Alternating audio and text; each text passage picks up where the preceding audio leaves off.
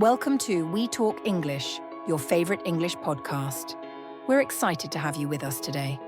Before we dive in, don't forget to like and subscribe to stay connected for regular English learning podcasts. Let's get started. All right, so today we're gonna dive into something I think we can all relate to, love. But, we're gonna do it a little differently today. Less rom-com, a little more, lab coat. Yeah, exactly. We're swapping out those rose-colored glasses for a microscope today. We're really going to try to analyze, what that chemical cocktail is that makes us go head over heels. And believe me, this is going to be way more fascinating than any, cheesy love song, all right?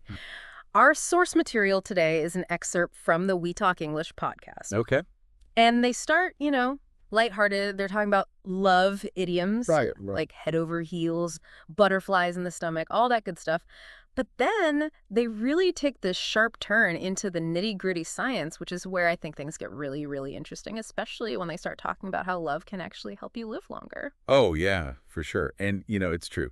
Love is really good for the body and the soul, as they say. Yeah. But I think for the sake of this deep dive, we're going to be focusing on some of the more immediate effects, so how our brains and our bodies are reacting in those first two stages of romantic love. Okay, yeah. Lust and attraction. So we're saving, the Netflix and chill phase, the attachment, for another time. Right, exactly. Okay. So lust, where do we even begin? This podcast really dove right in, no beating around the bush here. Estrogen and testosterone, those primal hormones, Right. It's like they're screaming, keep the species going. Exactly, yeah. It's all about, survival in a lot of ways, Yeah. And ensuring that continuation of humanity. However, it is really important to remember that everyone kind of experiences this a little bit differently. The podcast even touched upon asexuality, Okay. where individuals don't experience sexual attraction at all. Mm-hmm. And that's a really important counterpoint, I think, to, thinking that it's all just biology. Right, we're not just slaves to our hormones. Exactly, yeah. But speaking of hormones, let's move on to attraction. So this is where dopamine steps into the spotlight, right? Absolutely, yeah. So think of dopamine like your brain's internal reward system. Yeah. So every time you do something that feels good, that's pleasurable, like eating a really delicious meal or listening to your favorite song, or maybe even just, locking eyes with someone that you're attracted to, your brain is giving you a little dopamine hit. It's like a mini celebration in your mind. Oh, so that's why a text message from a new crush can feel so rewarding. Precisely. And here's where it gets really, really interesting.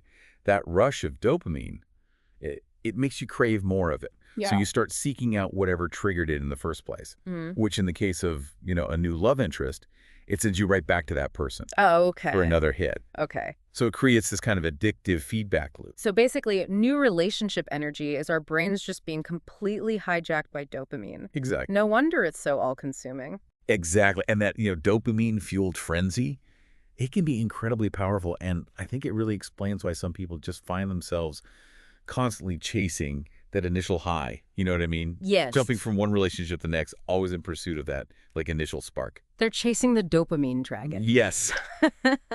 But, the thing is, those fireworks, they always fade. And I remember the We Talk English hosts, they posed this really interesting question at the beginning of their episode.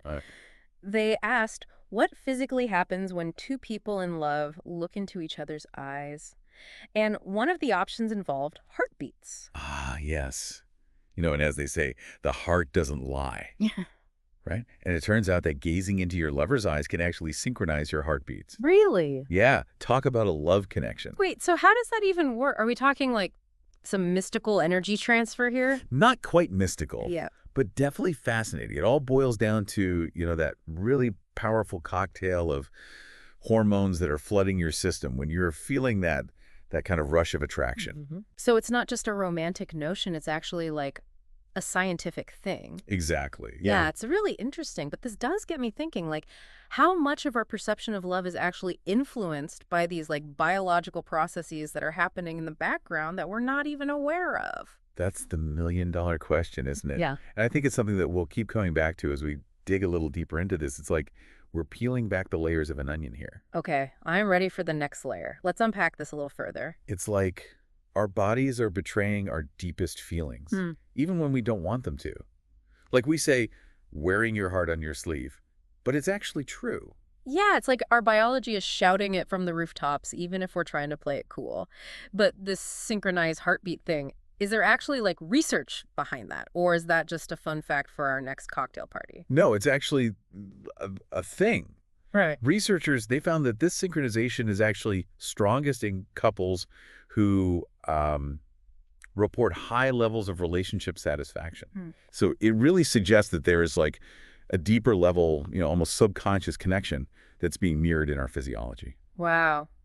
That's incredible. So it's not just our hearts beating faster because we're excited. It's like they're literally getting on the same wavelength. Exactly, Yeah. yeah. And it really makes you wonder about all the other like subtle ways that our bodies are communicating our emotions and like influencing our connections without us even realizing it. It's like a secret language of love. Mm, But this whole conversation, it kind of makes me wonder, we're diving deep into these hormones and these neurotransmitters and everything. right. But love can't just be reduced to a chemical equation, can it? You're totally right, yeah. I mean, it's like saying, a great piece of music is just a collection of notes. Hmm.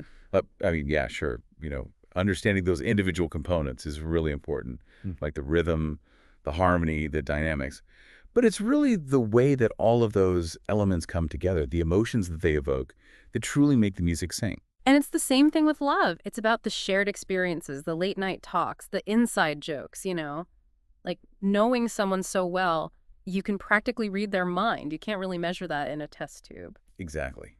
It's those intangible moments, It's the way that like a certain look can make your heart skip a beat, or how like a shared memory can bring back a flood of emotions. And sometimes it's about the arguments, the challenges, the way that you support each other through life's ups and downs. I mean, those are the moments that forge a bond that goes, way beyond just those like fleeting feelings of attraction. That's right.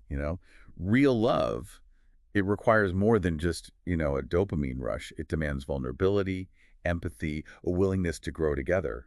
And those are things that, they take time. They take effort to cultivate. So where does this leave us? We've got this like incredible cocktail of hormones firing off in our brains, this undeniable like biological pull towards connection.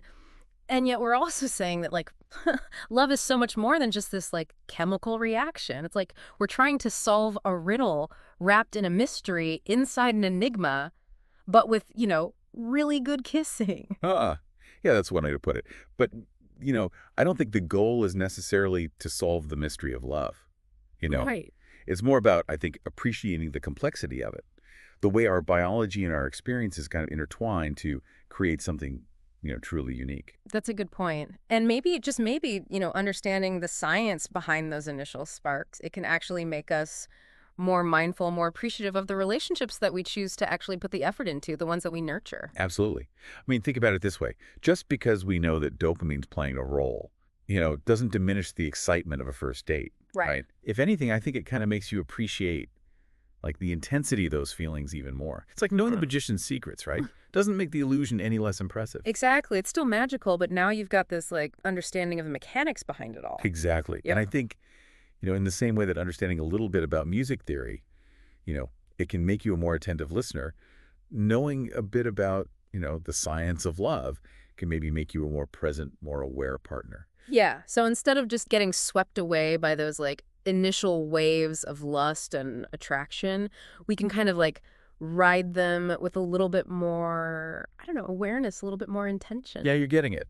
Yeah, it's about understanding that those early intense feelings, they might be driven by this, temporary surge of dopamine, right? Right. But like building a lasting, loving relationship, that requires conscious effort, empathy, a willingness to grow together. It's about making choices, not just riding the roller coaster of hormones.